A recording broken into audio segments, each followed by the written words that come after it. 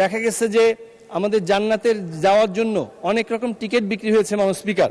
অনেকগুলো বিষয়ে বিভিন্ন সময় দেয়া হয়ে থাকে, তার মধ্যে আমি একটা বিষয় আজকে আলোকপাত করতে চাই, সেটা হলো দেখুন মাননীয় স্পিকার, আমাদের 31 দফা বাস্তবায়নের মধ্যে 25 নং দফায় শিক্ষার ব্যাপারে আলোচনা হয়েছে।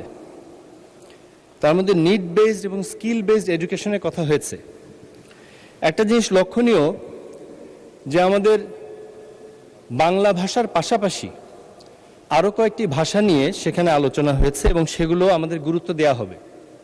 আমি আপনার মাধ্যমে এই মহান সংসদ এবং পুরো জাতিকে জানাতে চাই যে আমাদের দেশে ধর্ম যে ধর্মেরই হোক, তার ধর্মের বিষয়ে সঠিক দিক নির্দেশনা পেতে গেলে তার ধর্মের যে মূল গ্রন্থগুলো সেগুলো সঠিকভাবে জানাটা প্রয়োজন। মাননীয় স্পিকার, আল্লাহ সুবহানাহু ওয়া তাআলা এই কোরআনকে নাজিল করেছেন এবং এটাকে সহজ করেছেন, বহুবার বলেছেন।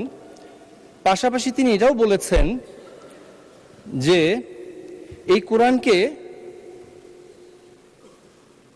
আপনার ভাষায় সহজ করেছি, মানে আরবি ভাষায় সহজ করেছি, অন্যান্য ভাষায় যে বোঝা যাবে না তা না।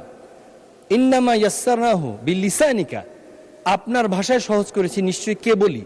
তো সে কারণে আমরা আপনার মাধ্যমে আমি বলতে চাই যে আরবি ভাষাটাকে কোরআন থেকে এবং কোরআন হাদিসের মাধ্যমে সঠিক ইসলামটাকে বোঝা দরকার। কারণ মাননীয় স্পিকার, আমাদের এই বাংলাদেশে এই কোরআন এবং হাদিসের ব্যাখ্যা সঠিকভাবে বোঝার না কারণে অনেক ভ্রান্তভাবে বুঝিয়ে দেখা গেছে যে আমাদের জান্নাতের যাওয়ার জন্য অনেক রকম টিকিট বিক্রি হয়েছে মাননীয় স্পিকার।